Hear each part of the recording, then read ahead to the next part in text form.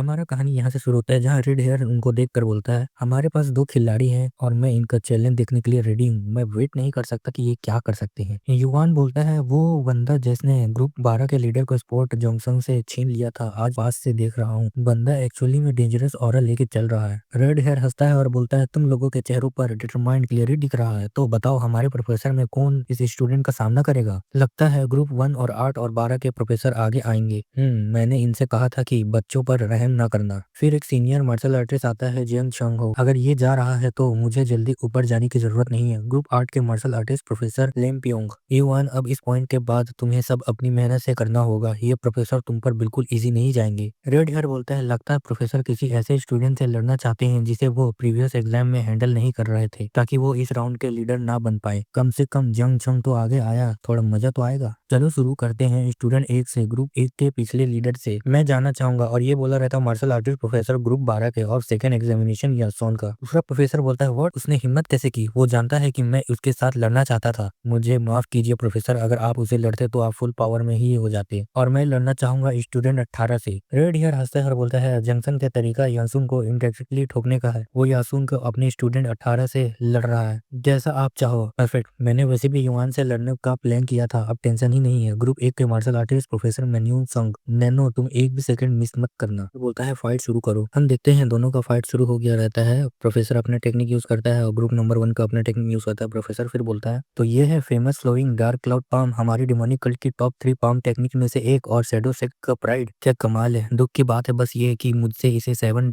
Demon sword technique से counter करना पड़ रहा है, अपनी टेक्निक से नहीं। फिर उन दोनों का फाइट देख के युवान बोलता है, रुको रुको जरा, ये स्वॉर्ड का फाइटिंग स्पिरिट एकदम सिमिलर लग रहा है। वो दोनों लड़ते हैं और फिर प्रोफेसर बोलता है, इम्पॉसिबल, अटैक ब्लॉक होने पर भी ये बिल्कुल क्लियरली खड़ा है। इसके पावर्स तो अलग ही लेवल पर है, फुल एक्सीडेंट मास्टर लेवल पर पहुंच चुका है। इसका मिस्ट्री तो नॉर्मल स्टूडेंट से बहुत ऊपर है। सिर्फ एबिलिटी से या एक कैप्टन जैसे लग रहा है। मैं इसे नॉर्मल स्टूडेंट की तरह ट्रीट नहीं कर सकता। उसने फ्लोइंग डार्क क्लाउड पाम जैसी अनबीटेबल टेक्निक को ब्लॉक कर दिया। ये सिर्फ फर्स्ट रेट मार्शल आर्ट ही बोल रहे हैं। इवान बोलता है, फॉर्म्स अलग हैं लेकिन स्वॉर्ड मूवमेंट्स एकदम सेम है, अल्टीमेट काउंटर टेक्निक वाले। फर्क बस इतना है कि 7 डेमोनिक स्वॉर्ड में 12 फॉर्म है और अल्टीमेट काउंटर में टेक्निक में 24। मुझे शक हो रहा है क्या स्वॉर्ड डीमन ने ही वो स्वॉर्ड मार्क्स छोड़े थे। दोनों के फाइट को देखते हैं जो कि बहुत एंजॉय कर रहे होते हैं। और फिर उसके बाद इंटरनल पावर हम दोनों की सेम है एक्सेंडेंट मास्टर पे, लेकिन ये क्लियरली मुझसे ज्यादा स्ट्रॉन्ग है। ये मेरे पाम को फर्स्ट रेट टेक्निक से रोक रहा है। इसका मतलब ये है ये रियल बेटर एक्सपीरियंस में मुझसे आगे है। प्रोफेसर है तो कोई तो रीजन से ही होगा। अगर मैंने अभी बैटल क्लोज नहीं की तो बाद में डिसएडवांटेज में आ जाऊंगा। लगता है मुझे अपना अल्टीमेट मूव यूज करना पड़ेगा। क्या वो स्टैंस चेंज कर रहा है? इसका मतलब अल्टीमेट अटैक आ रहा है। अगर ऐसा है तो मुझे भी फुल पावर टोटल पे जाना ही होगा। फिर दोनों एक दूसरे पे चार्ज करते हैं। ग्रुप 1 का लीडर अपना पाम अटैक से प्रोफेसर को हिट करता है। प्रोफेसर फिर बोलता है, ये सेम लग रही है पर अभी अपोजिट साइड से आ रहा है, समझ नहीं आ रहा क्या करूं हैंडल करने के लिए। लेफ्ट पाम को रोकना होगा। ये वो दोनों एक दूसरे पे अटैक कर रहे होते हैं। प्रोफेसर को अटैक करके उसको इंजर्ड कर देता है ग्रुप 1 का लीडर, और हम सबका रिएक्शन देखते हैं और बाकी लोग बोलते हैं, इसने सच में प्रोफेसर को हरा दिया। स्वॉर्ड ओरा भी आ गया। ये तो क्लियरली असिस्टेंट मास्टर लेवल पर है। हम सबसे लग्ज ईट पे हैं। शैडो सेल्फ का यंग लॉर्ड मिनर प्रीस्टहुड के लिए पहले ही टॉप कंडीशन था। Right sword left palm, left sword right palm. ये सीक्रेट आर्ट जो जिनवू मो शैडो सेट के हेड का था, इसको दुनिया में सिर्फ उसी ने मास्टर किया था और ये बच्चा भी कर गया। ये तो पूरा जीनियस है। तुम्हें ऑफिशियल तरीके से प्रूव कर दिया है कि तुम थर्ड एग्जाम के ग्रुप लीडर बन सकते हो। Thank you professor. रुकना, बैच चोरी करनी पड़ेगी? ये तो वर्डिंग थोड़ी वियर्ड लग रही है। मतलब एक इंसान के पास सिर्फ एक बैच अलाउड है? फिर हम नेक्स्ट मैच का सीन देखते हैं जहाँ युवान बोलता है, छोड़ो अभी बैचेस बाद में सोचेंगे, अभी मैच डिसाइड करेंगे कि मुझे नेक्स्ट मूव कैसे प्लान करना है। तो सबके सामने अपने आप को प्रूव करना है कि मैं कौन हूँ। तो इस मानवा का मेन कैरेक्टर है भाई।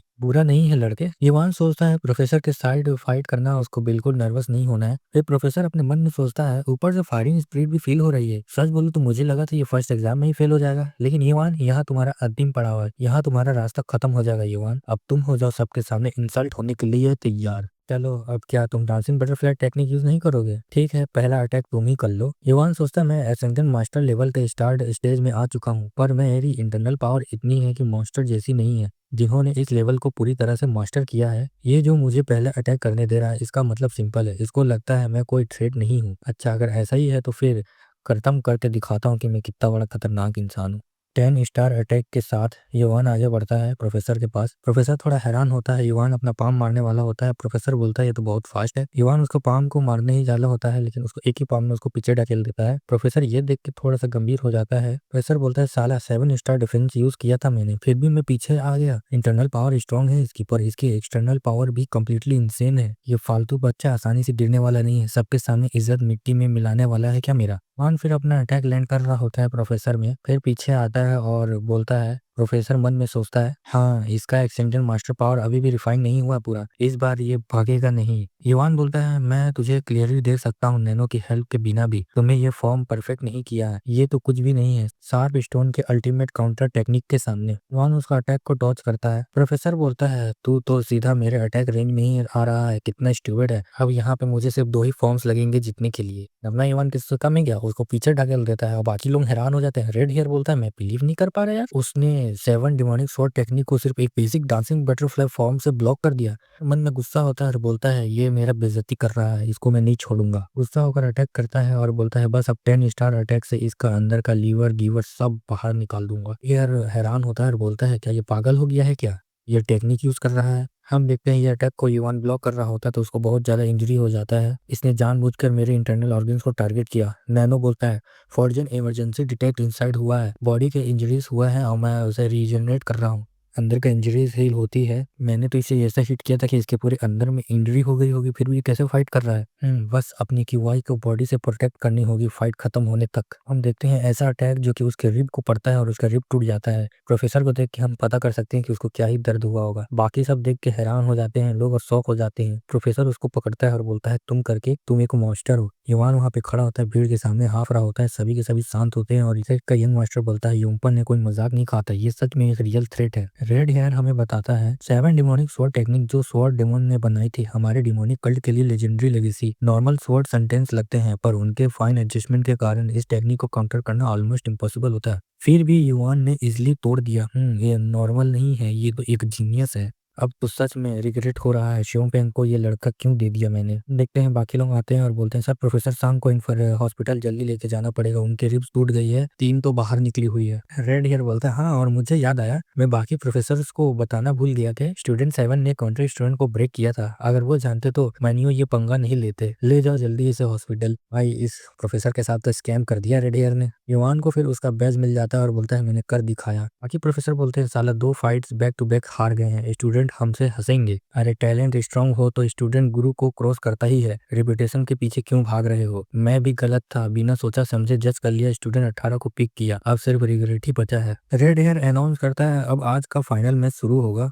फाइनल मैच के लिए प्रोफेसर और स्टूडेंट 18 को आमने सामने। बाकी लोग बोल रहे होते हैं प्लीज हमारी इज्जत बचा लो, ये प्रोफेसर अनबीटेबल है, ये तो जीत ही जाएंगे। प्रोफेसर मैं अभी भी सीख रहा हूँ, आपसे फाइट करने के लिए मैं हॉनर हूँ, बहुत अच्छे बच्चे हो तुम, चलो पूरा एफर्ट लगाते हैं इस फाइट के लिए। फिर वो दूर जाते हैं और अपनी टेक्निक यूज करते हैं और फिर बोलता है फिर स्टूडेंट 18 बोलता है ये अभी तक तो क्यूट अंकल लग रहे थे और अब पूरा डिमोन जैसे लग रहे हैं, पर क्या ही फर्क पड़ता है, मैं भी पूरा ऑल आउट जाऊंगा और रिग्रेट नहीं करूंगा। स्टूडेंट 18 अपनी किक मूवमेंट को प्रोफेसर पे करने जाता है। युवान बोलता है ओ किकिंग टेक्निक, हा ट्रेनिंग अवतार कलेक्शन में एक और ऐड हो जाएगा मेरे लिए। लेकिन मियोन का हर हाथ अलग फॉर्म यूज कर रहा था। सबसे इंटरेस्टिंग चीज ये थी कि एक ही फॉर्म था पर काफी कुछ सीखने के लायक था। अगर मुझे फ्यूचर में मियोन से लड़ना है तो ये नॉलेज काम जरूर आएगा। हम देखते हैं स्टूडेंट 18 को प्रोफेसर पे किक मारते हुए, लेकिन प्रोफेसर डॉज करता है और फिर ये तो सिर्फ ऊपर वाला बॉडी घुमाकर सब मेरे अटैक को डॉज कर रहा है। प्रोफेसर बोलता है बेटा तुम्हारा बैक फुट ओपन है। अभी का चैप्टर यहीं तक था, मैंने 2 चैप्टर को एक साथ बनाया है, बताना कैसा लग रहा है, क्या मैं भी 2 चैप्टर एक साथ बनाऊं क्या साथ में। और वीडियो पसंद आए तो लाइक और सब्सक्राइब जरूर करना।